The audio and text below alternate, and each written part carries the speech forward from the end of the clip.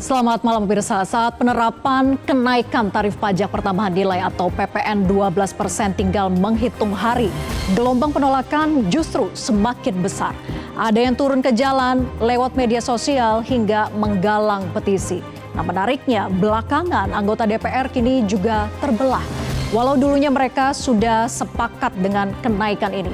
Kubu yang menolak mengatakan PPN 12% akan semakin menyulitkan masyarakat di tengah ekonomi yang memang sudah sulit. Namun pemerintah berdalih dampak kenaikan PPN sudah dihitung dan tidak akan signifikan kok. Nah, lagi pula beragam skema bantuan maupun insentif untuk mengurangi beban masyarakat dan menjaga daya beli juga telah disiapkan oleh pemerintah. Lalu apa persisnya dampak-dampak yang terancam dialami masyarakat dengan kenaikan PPN ini? Dan mungkinkah PPN 12% ini dibatalkan di detik-detik terakhir? Inilah kontroversi selengkapnya. PPN 12% sudah taken bersama saya Vera Bahaswan.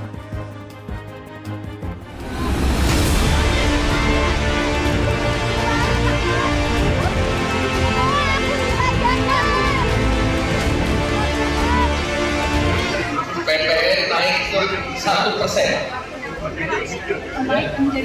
Ya, jadi salah. Kalau PPN naik 12%, PPN naik 1% dari 11 ke 12, bukan dari 0 ke 12. Jadi ini yang harus clear.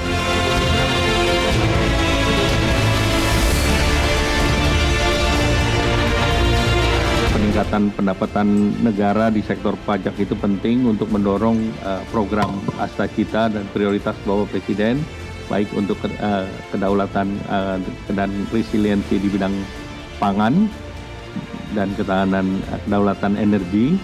Di samping itu juga tentu penting untuk berbagai program infrastruktur, pendidikan, kesehatan, perlindungan sosial, dan juga program terkait dengan makanan bergizi.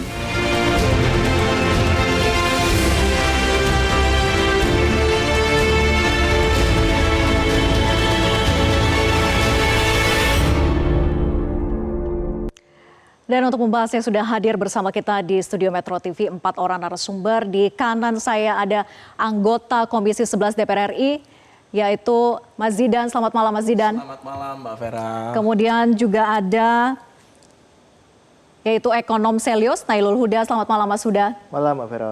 Dan di kiri saya ada analis kebijakan ekonomi Apindo, ada Ajib Hamdani. Selamat malam Pak Ajib. Selamat malam Mbak Vera. Kemudian juga ada staf ahli YLKI Devian Kori. Selamat malam. Malam Mbak. Mas Devian. Selamat malam Bapak-Bapak, terima kasih sudah hadir dan tentunya kami juga sudah mengundang begitu ya dari pihak pemerintah yang rencananya akan diwakili Direktur Penyuluhan, Pelayanan dan Hubungan Masyarakat Direktorat Jenderal Pajak Dwi Astuti, namun batal hadir malam hari ini. Nah, sebelum kita memulai diskusi, kita simak terlebih dahulu pernyataan dari Menko Perekonomian berikut ini. PPN naik ke 1%. Ya, jadi salah. Kalau PPN naik 12%, PPN naik 1% dari 11 ke 12, bukan dari 0 ke 12. Jadi ini yang harus. Nah, itu dia yang disampaikan oleh Menko Perekonomian bahwa kenaikan PPN ya bukan 12% dari 0 ke 12, tapi dari 11 ke 12%. Tapi timingnya nih Mas Huda, di saat ekonomi melemah, daya beli masyarakat melemah, kemudian ada kebijakan untuk menaikkan PPN 12% ini. Jadi kalau menurut Mas Huda, penolakan dari publik itu dengan sangat kencangnya disuarakan. Wajarkah masyarakat itu menolak? Ya, kalau kita lihat sebenarnya sampaikan oleh pemerintah ya, semua data positif semua. Tapi kita ada data yang menyebutkan ada loh perlambatan ekonomi. Kita melihat dari sisi inflasi misalkan, kita terjadi deflasi 5 bulan berturut-turut di tahun ini aja. Dari bulan Mei hingga September. Belum lagi kalau kita lihat pertumbuhan konsumsi rumah tangga itu melambat. Ya. Nah, artinya memang masyarakat tengah menghadapi tekanan yang cukup besar di daya belinya. Kenaikan tarif PPN ya dari 11% ke 12%, ini akan semakin memukul lebih dalam untuk daya beli masyarakat kita, yang pada akhirnya akan berimpact kepada seluruh aspek ekonomi, termasuk ke dunia usaha. Itu yang kita takutkan sebenarnya Mbak Vera. Oke. Nah, ini kita akan lihat ya data berikut ini. Ini adalah bentuk gelombang suara penolakan, yaitu berisi dalam petisi penolakan PPN 12%. Coba kita lihat grafisnya. Jadi sampai tadi siang itu sudah hampir 200.000 orang yang menandatangani petisi ini. Menarik pajak tanpa timbal balik untuk rakyat adalah sebuah kejahatan. Jangan minta pajak besar kalau belum becus melayani rakyat. Tolak PPN 12% gitu ya. Nah, pertanyaannya Mas Huda kemudian, dengan mencermati dampaknya jika PPN 12% ini tetap dipaksakan oleh pemerintah, apa akibatnya? Yang pertama, kita sudah menghitung dampaknya. Kita akan melihat perlambatan ekonomi di tahun depan. Kita di triwulan 3 itu ada di 4,95%. Kita prediksi ketika memang dinaikkan, kita prediksi bisa melambat, mungkin akan ada di pengurangan 0,12 basis poin. Artinya ini akan semakin turun atau semakin melambat ekonomi kita. Sangat jauh sekali dibandingkan dengan apa yang dicita-citakan oleh Prabowo. Mereka pinginnya 8%. Ya. Nah, ini dengan strategi yang saat ini dilakukan, itu nggak make sense ketika kita nyebut ya akan tercapai 8%, karena toh ini akan mengurangi daya beli masyarakat. Karena apa Mbak Vera? Karena kalau kita lihat konsumsi rumah tangga itu menyumbang 50% lebih. Oke. Kalau ini diganggu, otomatis sebenarnya seluruh dari PDB ya, kita melihat 50% dari PDB itu pasti akan terganggu juga.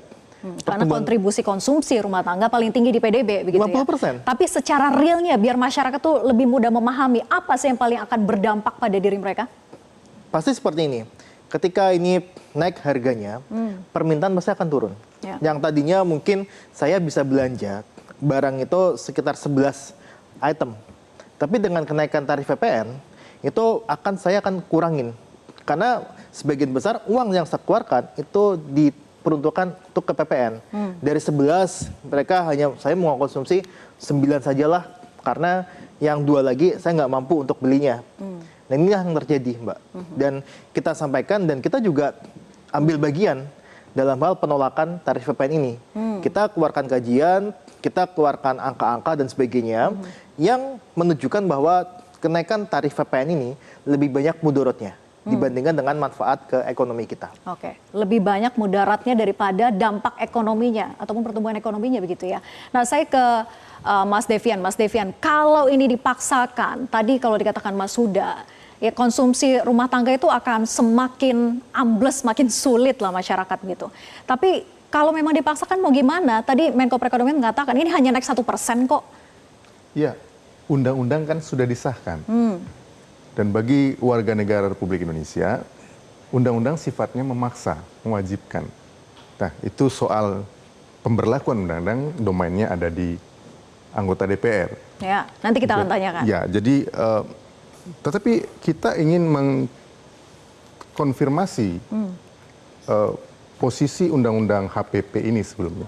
Siapakah yang mengambil inisiatif? Kalau yang mengambil inisiatif pemerintah, tentu kita harus bertanya. Oh, jadi masih penting ya siapa yang menginisiasi? Iya, kan kita harus bertanya. Kenapa? Karena yang memprotes pertama kali di Senayan itu adalah anggota Dewan Republik Indonesia. Tapi yang mengesahkan? Yang mengesahkan Dewan Perwakilan Republik Indonesia. Jadi satu pihak yang mempunyai dua sikap. Tahun yang lalu melakukan pengesahan, saat ini melakukan penolakan. Kita tahulah siapa dari anggota partai politik mana. Jadi ini harus dijelaskan pada posisi ini. Nah, undang-undang itu sifatnya memaksa, tetapi bagaimana urgensinya? Nah, ini termasuk dalam perhitungan pemerintah, kalkulasinya seperti apa. Tadi sudah disampaikan secara economically bahwa posisi daya beli masyarakat sangat rendah. Pertumbuhan ekonomi kita juga masih pada posisi yang 5%. Ya. Jadi dalam kerangka apa logical from both-nya ini melakukan kenaikan dari 1%. Jadi urgensinya yang apa? Dipertanyakan ya? Yang dipertanyakan. Kenapa sekarang timingnya? Kenapa sekarang timingnya? Dan catatan penting bagi masyarakat, tidak bisa blaming pada pemerintahan Presiden Prabowo Subianto. Karena undang-undang ini disahkan sebelum beliau menjabat sebagai Presiden. Di era Presiden ke-7. Oke. Tapi masyarakat mana yang paling akan terkena dampak ini? Ya, kalau kemarin anggota DPR menyampaikan bahwa ada pembatasan terhadap pemberlakuan terhadap yang kena pajak 12% ini terhadap barang mewah, tentu kita menunggu seperti apa petunjuk teknis pelaksanaannya dari Kementerian Keuangan. Barang mewah, khusus hanya barang mewah. Nah, barang mewah ini klasifikasi seleksinya seperti apa? Tentu masyarakat menunggu. Kalau kemudian merujuk kepada perbaikan klasifikasi pada undang-undang PPN yang lama yang 11%, artinya pemberlakuan itu akan otomatis berjalan tanpa menunggu statement yang disampaikan kemarin oleh anggota Dewan Perwakilan rakyat Pak Misbahun. Jadi automatically karena 1 Januari 2005 itu undang-undang berlaku. Nah, tinggal bagaimana penjelasan teknisnya. Tapi masih ada waktu dong untuk bisa merubah itu ya. Kan kita tanyakan kepada anggota Dewan ya. Mas Zidan, nah tadi kan dikatakan oleh Mas Devian begitu ya, bahwa ini bukan salahnya pemerintah sekarang. Karena ini sudah disahkannya dari pemerintahan yang sebelumnya. Nah, tapi kemudian yang mengesahkan dan inisiatornya adalah dari anggota Dewan sendiri. Jadi kemudian pertanyaannya adalah, apakah ini mutlak harus dijalankan per 1 Januari 2025 atau masih ada opsional? Jadi begini Mbak Vera, saya juga izin menjawab masukan dari Pak Devian tadi. Artinya soal masalah tanggung jawab, ini juga tidak bisa artinya kita lepas dari tanggung jawab. Karena bagaimanapun pemerintahan ini yang saat ini ada tentunya juga harus bertanggung jawab. Sama seperti halnya saya. Saya baru dilantik 1 Oktober 2024. Keputusan ini lahir di 2021. Jadi walaupun mandat ini dari undang-undang pemerintahan sebelumnya tetap menjadi tanggung jawab pemerintah betul, sekarang. ini adalah amanah dari undang-undang, amanat undang-undang. Tentunya kami sebagai DPR baru pun mau tidak mau juga akan terkena dampak dan punya kewajiban untuk bertanggung jawab akan hal itu. Pertanyaannya, apakah ini tetap bisa berjalan, apakah harus berjalan di saat 1 Januari 2005? Kalau kita berbicara sebagai warga negara, kita punya kewajiban untuk menjalankan amanat konstitusional. Artinya undang-undang ini tetap harus berjalan.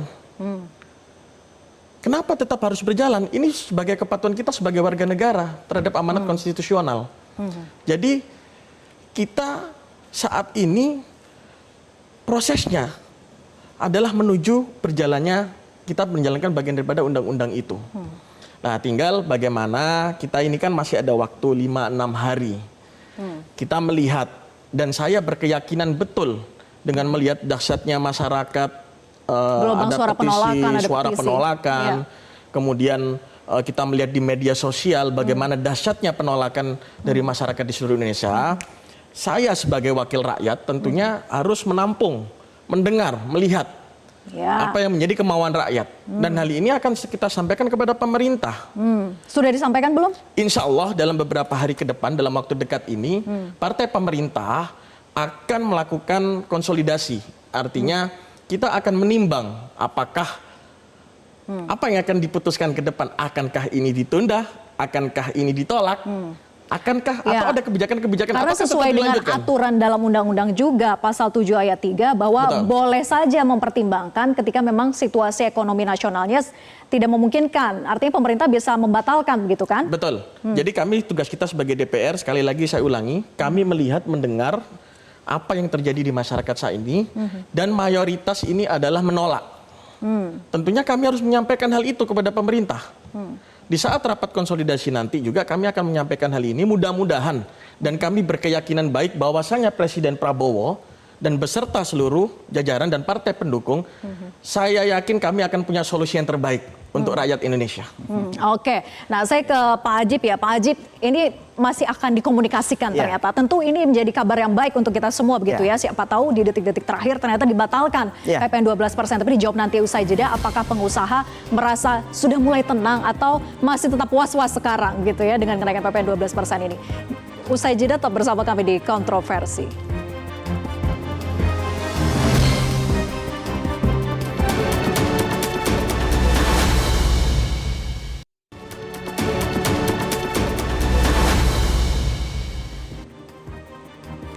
kita lanjutkan diskusi. Pak Ajib tadi terpotong gitu ya sebelum jeda. Memang ada secercah harapan, tapi kan ini baru harapan. Dari sisi pelaku usaha, apakah masih was-was sebetulnya dengan daya beli masyarakat yang sudah lemah akan diprediksi makin lemah kalau memang dipaksakan PPN 12% itu akan tetap diberlakukan per Januari 2025? Ya, menarik tadi ketika saya mencermati statement dari Pak Dewan, dari Tum Jidan tentang bagaimana pemerintah dan DPR pun juga masih menggodok, masih membuat formulasi tentang bagaimana keputusan final nanti. Tapi memang begini Mbak Vera, paling tidak ada 3 hal yang kita cermati ketika kemarin pemerintah membuat narasi tentang kenaikan tarif PPN. Pertama, bagaimana, dan kita ingat betul, ketika pemerintah menyampaikan bahwa kenaikan tarif PPN dari 11% menjadi 12% itu tadinya atas barang-barang mewah. Tapi dari awal kita sudah menyampaikan tidak ada formulasi yang namanya barang mewah untuk objek PPN. Yang namanya barang mewah ya untuk PPN BM. Bahkan tidak ada kategorisasi yang jelas dari pemerintah. Jadi pemerintah harus membuat formulasi baru dan definisi baru untuk sebuah undang-undang untuk objek yang berbeda, PPN BM dan PPN. Artinya itu menjadi hal yang sangat krusial. Apalagi kemudian ketika pemerintah membuat sebuah plot twist, di mana kemarin membuat sebuah siaran resmi bahwa ternyata PPN itu atas semua barang kena pajak dan jasa kena pajak. Artinya seperti hal yang kita sampaikan di awal bahwa PPN itu nggak bisa ada kategorisasi barang mewah atau nggak mewah. Tapi PPN atas semua BKP dan JKP itu poin pertama. Poin kedua, begini Mbak Vera, berbicara PPN itu adalah sebuah jenis pajak tidak langsung yang dikenakan dan bebannya atas seluruh masyarakat dan pengguna akhir. Tapi namanya pajak tidak langsung Mbak Vera, yang melakukan administrasi, pemungutan dan penyetoran itu sebenarnya teman-teman pengusaha. Jadi sebenarnya jalan seharusnya adalah pemerintah duduk bareng dengan pengusaha. Karena kalau kita lihat ada formulasi yang aneh kemarin ketika membangun narasi menaikkan tarif pajak 12%, ada sebagian objek yang 11%-nya dikenakan normal, 1% DTP atau ditanggung pemerintah. Ini aspek teknisnya akan complicated loh Mbak Vera. Di mana nanti teman-teman pengusaha itu harus membuat faktur pajak harus 2. Kalau salah, mereka bisa tidak diakui pajaknya atau kredit pajaknya dan bahkan timbul denda. Artinya begini, untuk kondisi seperti ini seharusnya pemerintah duduk bersama, selain dengan DPR, tentunya bagaimana dengan masyarakat dan bagaimana dengan pengusaha untuk memformulasikan sebuah kebijakan yang applicable di masyarakat. Jadi pengusaha belum diajak diskusi ya? Kita diajak diskusi untuk beberapa hal, tapi bagaimanapun ujungnya dari pemerintah. Dan kalau melihat beberapa saat terakhir itu, suara pengusaha kurang didengar oleh teman-teman di pemerintah. Padahal kita mengcapture dan memotret kondisi ada di lapangan Mbak Vera. Dan yang terakhir yang tidak kalah menariknya sebenarnya begini. Ini terkait dengan masalah sektor apa yang terdampak dan masyarakat mana yang kena. Mbak Vera, namanya PPN itu pasti seluruh masyarakat. Masyarakat miskin, menengah, atas. Sepanjang mereka mengkonsumsi barang dan jasa kena pajak, mereka kena PPN. Sehingga semuanya kena. Tapi kalau kemudian kita lihat bagaimana paket kebijakan ekonomi yang didorong oleh pemerintah, misalnya nih, PPh 21 itu ditanggung oleh pemerintah hanya untuk sektor padat karya misalnya, itu belum mengena. Seharusnya pemerintah mendorong kenaikan penghasilan tidak kena pajak misalnya. Karena kalau kita cermati Pak Dewan, dan ini yang perlu disuarakan oleh teman-teman di DPR, sejak tahun 2016 penghasilan tidak kena pajak kita tidak pernah naik, hanya sebesar 54 juta per tahun. Seharusnya kalau pemerintah ingin mendorong daya beli masyarakat, naikkan aja PTKP-nya. Karena itu hanya ranahnya PMK kok. Ini tentunya Kemenke menjadi partnernya Komisi 11 dari Pak Dewan, dari Pak Jidan. Itu bisa untuk domain-domain seperti itu. Dan satu lagi terakhir, jangan sampai pemerintah justru membangun narasi untuk menurunkan threshold UMKM. Karena dari beberapa narasi yang ada bahwa 4,8 miliar omset setahun itu akan diturunkan menjadi 3,6 miliar. Sebenarnya narasi seperti itu menjadi tidak produktif dalam kondisi saat ini. Ketika pemerintah juga sedang mendorong daya beli masyarakat terus tumbuh. Bagaimana juga dunia usaha sedang survive dan bagaimana kita scaring effect dari pandemi kemarin belum selesai. Kita membutuhkan insentif yang tepat sasaran dari pemerintah. Jangan justru kebijakan pemerintah itu memberikan tekanan yang luar biasa terhadap sektor daya beli masyarakat maupun juga di sektor usahanya. Jadi poinnya adalah Mbak Vera, harapan dunia usaha adalah bagaimana pemerintah mendesain kebijakan yang komprehensif dan betul-betul bisa melihat bagaimana kondisi masyarakat yang ada. Dan faktanya sekarang masyarakat sedang menginginkan penundaan kenaikan tarif PPN. Demikian Mbak Vera. Mas Jidan bisa mengomentari tadi sambil juga bisa menjadi bahan gitu ya untuk nanti dikomunikasikan kepada pemerintah juga. Insya Allah Mbak Vera, jadi apa yang disampaikan oleh Tum Ajib tadi ini sesuatu hal yang cukup menarik. Artinya satu yang saya garis bawahi tadi adalah inginnya dari rekan-rekan pengusaha untuk diajak bicara komunikasi lebih jauh oleh pemerintah terkait segala penentuan kebijakan pemerintah. Tentunya kami di Komisi 11 juga kami mempunyai mitra di Kemenq. Kami juga akan bicara nanti Pak Ajib tentang bagaimana masukan dari sektor usaha, bagaimana mereka ingin dilibatkan lebih jauh terhadap perumusan-perumusan kebijakan yang nantinya akan dijadikan menjadi satu keputusan yang akan diterapkan kepada publik dan seluruh pengusaha. Jadi itu Pak Ajib, tadi saya menggarisbawahi juga ada beberapa hal yang menarik Pak Ajib. Tadi di sektor UMKM. Iya. UMKM sebetulnya dari pemerintah, saya baca kemarin di insentif yang diberikan pemerintah, itu sebetulnya saya koreksi sedikit Pak Ajib. Artinya 4,8 itu tidak diturunkan menjadi 3,6. Justru pemerintah ini mempertahankan itu di 4,8 dan memperpanjang PPh UMKM 0,5% itu diperpanjang di dalam paket masa insentif ini. Jadi kalau itu ada penurunan 4,8 menjadi 3,6, kami insya Allah dari Nasdem juga akan teriak Pak. Karena bagaimanapun concern kita Nasdem saat ini adalah kita harus melihat UMKM ini sebagai roda ekonomi utama Indonesia yang tentunya harus kita support, kita berikan dukungan. Termasuk stimulus ini yang memang saya lihat di paket insentif ini masih diberikan kepada sektor UMKM. Oke. Nah, nanti akan dikomunikasikan lagi begitu ya. Semoga nanti ditampung dan disampaikan. Tapi kita akan simak terlebih dahulu. Ini pernyataan dari Menko Perekonomian Erlangga Hartarto bahwa PPN 12% ini dinaikkan untuk mendukung program bergizi gratis. Kita simak berikut ini. Peningkatan pendapatan negara di sektor pajak itu penting untuk mendorong program Astacita dan prioritas Bapak Presiden, baik untuk kedaulatan dan resiliensi di bidang pangan dan ketahanan kedaulatan energi. Di samping itu juga tentu penting untuk berbagai program infrastruktur, pendidikan, kesehatan, perlindungan sosial, dan juga program terkait dengan makanan bergizi. Mas Huda, jadi tepat tidak kenaikan PPN 12% untuk mendukung program makanan bergizi gratis? Ya, sebenarnya kan ini kan dua hal yang berbeda ya. Kalau kita ngomongin PPN ini kan dia nggak lantas untuk bisa nih digunakan untuk makan bergizi gratis. Karena kan pasti akan masuk ke kas negara sebenarnya. Nah, jangan sampai sebenarnya kita mau program makan bergizi gratis jalan, tapi satu sisi ini daya beli masyarakat yang ditekan, terkuras gitu kan. Nah, jadi sama saja orang tuanya yang bayar pajak, anaknya yang dikasih makan gratis. Iya, jangan sampai sebenarnya makan siangnya ditanggung sama pemerintah, tapi nggak bisa makan malam. Itu kan juga salah juga gitu kan. Nah, akhirnya kita mencoba, emang kalau tidak dilakukan PPN, entah lantas dari mana gitu kan. Apakah masih bisa untuk membiayai makan bergizi gratis? Alternatif lain. Alternatif lainnya, dan kita sampaikan juga bahwa ada kok alternatif lainnya yang itu bisa digunakan untuk membiayai semua program, bukan hanya program makan bergizi gratis. Contohnya?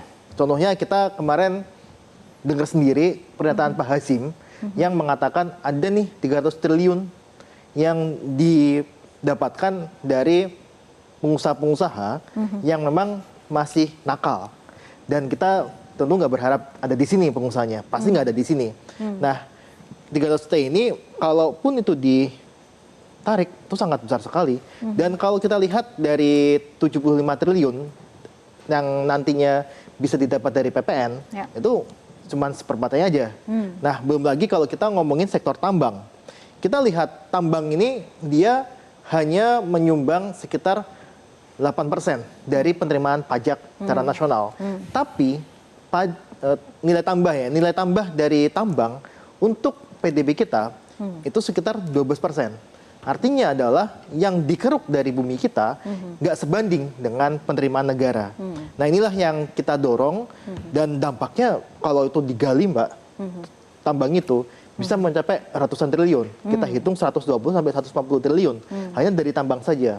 Dan ini masalahnya masih banyak yang tambang-tambang yang ilegal. Kita kemarin ada satu berita yang cukup mencengangkan ya. Di Kalimantan itu ada tambang emas dan itu ilegal. Coba bayangin itu kalau misalkan dapat kita kolek pajaknya besar sekali. Itu yang kita dorong bahwa ada alternatif lainnya selain menekan rakyat lagi. Rakyat ini kan selalu jadi perumahan nih, mau ada tapera gitu kan. Yang dikorban lagi adalah masyarakat. Ini mau ada program yang lainnya yang dikorban lagi masyarakat. Masyarakat pasti akan teriak gitu.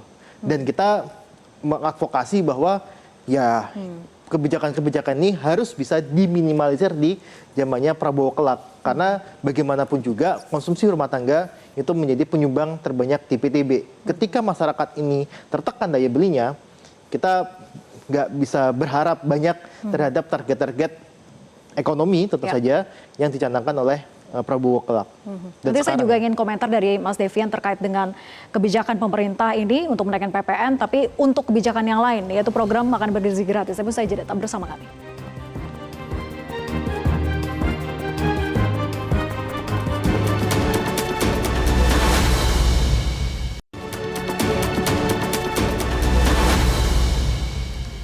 Kita lanjutkan diskusi Mas Devian. Jadi orang tuanya yang disuruh untuk bayar pajak tapi anaknya mendapatkan makan bergizi gratis gitu ya. Kira-kira itu yang tadi disampaikan oleh Menko Perekonomian gitu, bahwa memang kebijakan kenaikan PPN 12% salah satunya untuk mendukung program makan bergizi gratis. Jadi kalau Anda melihat dengan kondisi demikian, apakah memang terlalu dipaksakan sebetulnya dengan kondisi saat ini? Pak Prabowo bisa marah kalau disederhana seperti itu, pemikiran 1% untuk makan bergizi gratis, karena postur APBN itu dibuat secara general dan telah dibagi sektoral. Kalau kemudian mengandalkan 1% ya tidak masuk akal gitu. Saya kira mungkin slip of tongue aja Menko Perekonomian. Jadi menurut saya kalau melihat postur APBN, mestinya anggaran makan bergizi gratis ini sudah masuk dalam plot sektoral gitu. Pada posisi mana tentu kita tidak tahu. Tetapi secara umum anggaran pendapatan belanja negara itu sudah disusun sedemikian rupa untuk mendukung program-program pembangunan, terutama yang disampaikan oleh Pak Menko tadi mengenai Astacita dan mengenai strategi makan bergizi gratis. Menurut saya tidak hanya mengandalkan pajak, banyak kemudian sumber-sumber yang kemudian mendukung program makan bergizi gratis. Misalnya dari CSR BUMN atau partisipasi masyarakat dan pengusaha sudah mulai meluncur dengan deras dan tanpa APBN pun bisa dilaksanakan. Masalahnya sekarang adalah Presiden Prabowo Subianto ingin mensukseskan program makan bergizi gratis. Nah, pada posisi penerimaan negara yang sebesar 70% itu dari pajak, mestinya ada way out dari Menteri Keuangan supaya beban pajak ini tidak bertambah besar dalam posisi penerimaan keuangan. Sumber-sumber pendapatan non pajak juga harus digali sedemikian rupa. Masa sih kemudian Kementerian Keuangan tidak punya pakar yang demikian pandai untuk mengatasi bagaimana mensiasati program-program yang menurut pemikiran orang umum dapat dilaksanakan tanpa membebani masyarakat. Ini kan problem-problem yang sebenarnya taktis. Sementara untuk strategis kan sudah dirangkum dalam program Astacitanya Presiden. Misalnya bagaimana koperasi diberdayakan untuk memfasilitasi program makan bergizi gratis, di mana di hulunya para petani nelayan bisa mensuplai dan kemudian menjual dengan harga tertentu sehingga ada peningkatan pendapatan masyarakat. Tidak harus dari pusat semua tidak gitu harus dari pusat semua. Oleh karena itulah kemudian program-program turunan dari apa yang sudah disampaikan Presiden menjadi penting di Kementerian Teknis masing-masing untuk mendukung Astacita tadi.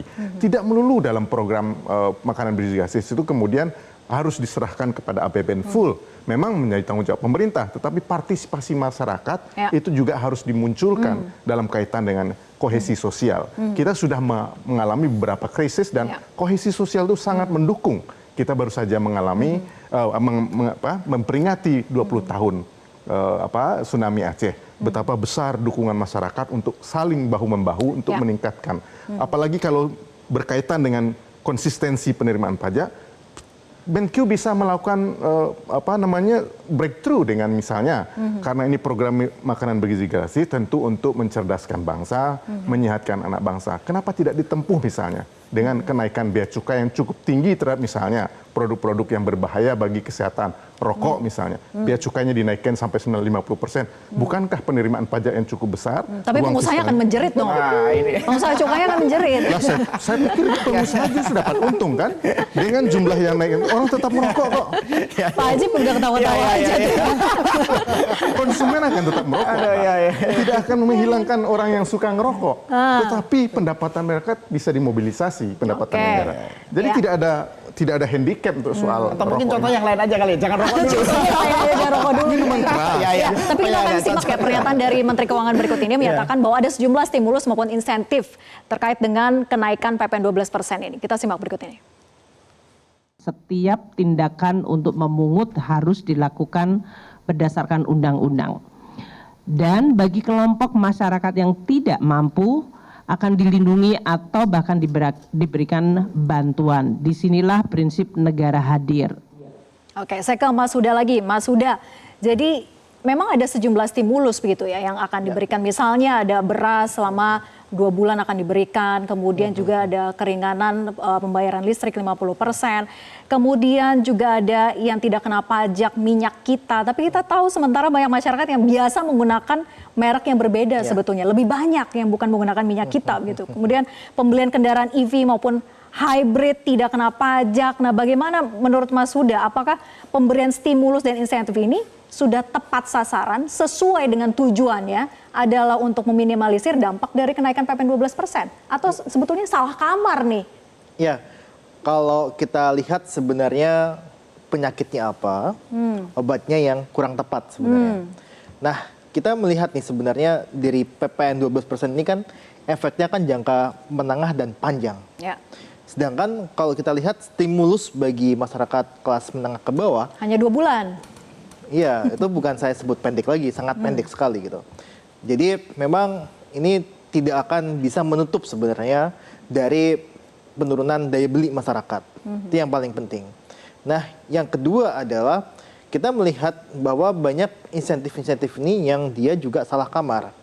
Kalau kita bicara mengenai tadi mobil EV misalkan ataupun mobil hybrid gitu ya. Siapa sih yang mau beli gitu kan? Menengah ke atas lah ya. Menengah ke bawah kah? Enggak juga gitu kan. Meskipun memang kalau itu dijual pasti akan ada efek multiplier-nya. Nah, tapi kita memang masih menghitung bahwa ini tidak akan sebanding dengan penurunan daya beli. Nah, kemudian kita sampaikan apakah memang ini kebijakan yang tepat pemberian stimulus. Kita sampaikan ke masyarakat tidak tepat. Yang tepat adalah pembatalan ataupun penundaan yang kalau kita nggak mau batalin dari kenaikan tarif PPN. Apakah itu bisa dilakukan? Karena kalau kita lihat statement dari pemerintah itu pasti akan mengerucut kepada undang-undang.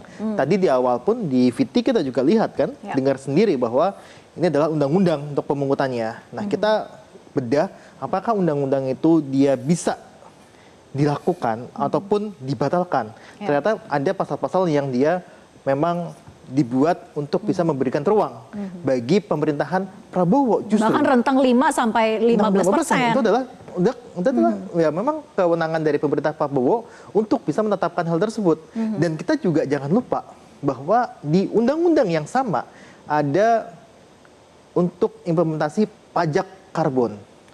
Itu paling minimal tuh tahun 2022 tuh dia harus dilaksanakan pajak karbon. Hingga saat ini tidak ada PMK ataupun aturan implementasinya. Artinya adalah kita mempunyai ruang dan mempunyai cash yang mirip dan undang-undang yang sama, kita tidak menetapkan tarif PPN 12%. Itu yang harus jalankan nih, dan kita titipkan sebenarnya kepada Pak Dewan, itu bisa menyampaikan bahwa ya udah kalau memang Perpu dianggap itu susah, kemudian juga harus dikonsolidasikan dengan DPR, tapi DPR-nya lagi reses, ya udah nggak usah dilaksanakan saja, PMK-nya nggak ada. Kalau PMK nggak ada, itu otomatis sebenarnya tidak masalah dan tidak ada yang protes juga. Kan nggak ada yang protes juga kan, PPN ditunda kan, dibatalkan kan. Nah, inilah yang sebenarnya yang kita dorong, masih ada celah-celah itu. Dan kita nanti dijawab oleh Mas Zidan ya. Bagaimana celah-celah itu, apakah memang masih ada waktu di detik-detik akhir ini? Usai jeda tetap bersama kami di Kontroversi.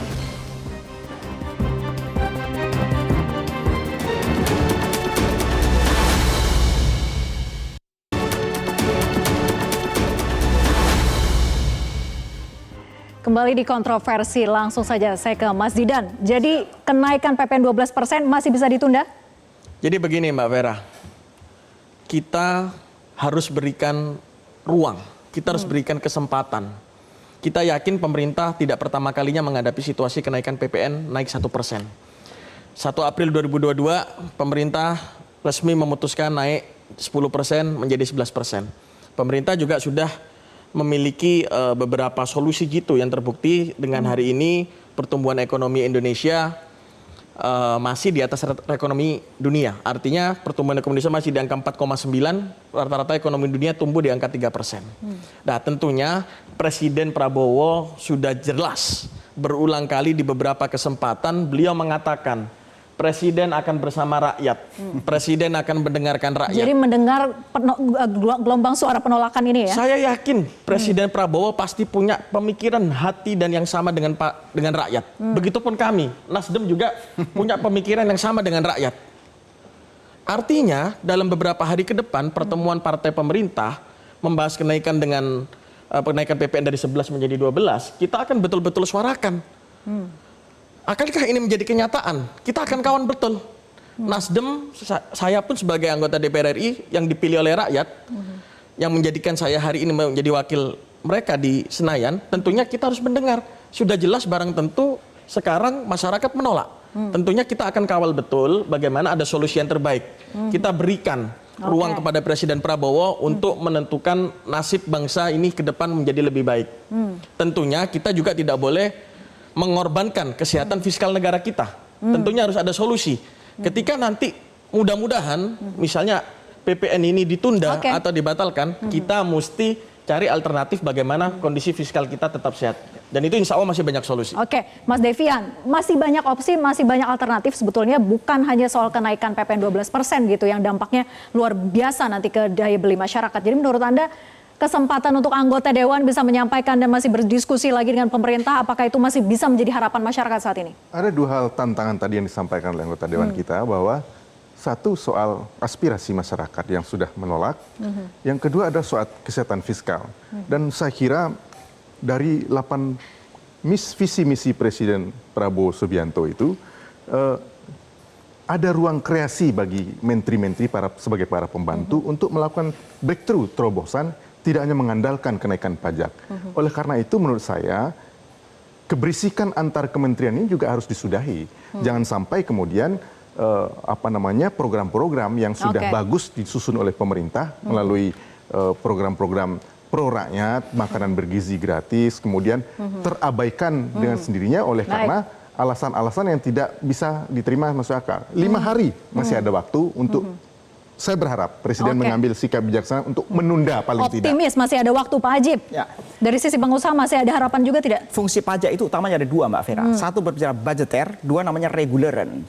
Jadi sebenarnya kalau pemerintah itu sekarang fokus yang naikkan PPN itu hanya untuk budgeter. Karena memang kalau tadi Pak Devian bilang masalah kesehatan fiskal, kita memang lagi bleeding. Di mana di bulan November kemarin penerimaan pajak kita hanya 84% atau setara 1.600 triliun. Perkiraan kita, Mbak Vera, tahun ini akan shortfall. Yang kita bisa bayangkan ketika tahun ini shortfall 2025 bahkan target pajak dinaikkan lebih dari 2.100 triliun. Kami memahami itu, tapi saya pikir masih banyak ruang yang bisa digunakan oleh pemerintah. Misalnya pemerintah punya agenda Cortex tahun depan, ada Prolegnas di teks sampai jilid 3 dan lain-lain. Itu juga bisa mengumpulkan pajak sekitar 50 sampai 150 triliun. Artinya pemerintah jangan berburu di kebun binatang dan dunia usaha akan terus memberikan masukan terbaik buat pemerintah agar bagaimana pemerintah mendorong aspek pajak selain sebagai budgeter juga sebagai fungsi reguleran, yaitu fungsi pengatur ekonomi dan menjaga daya beli masyarakat. Jangan berburu di kebun binatang gitu ya. Mas Huda, silakan. Ya, saya singkat sebenarnya. Kita pasti akan bersama dengan siapapun yang menolak untuk tarif pajak itu naik ke 12%.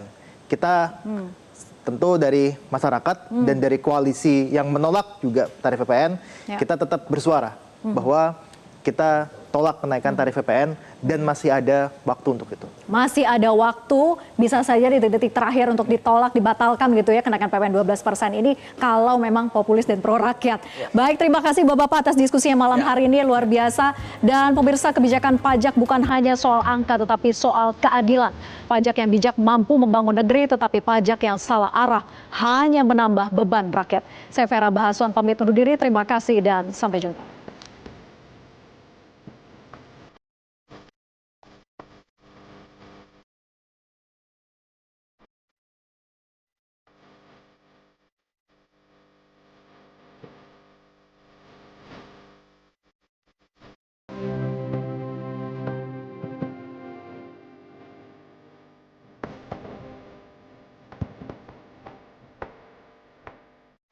Metro TV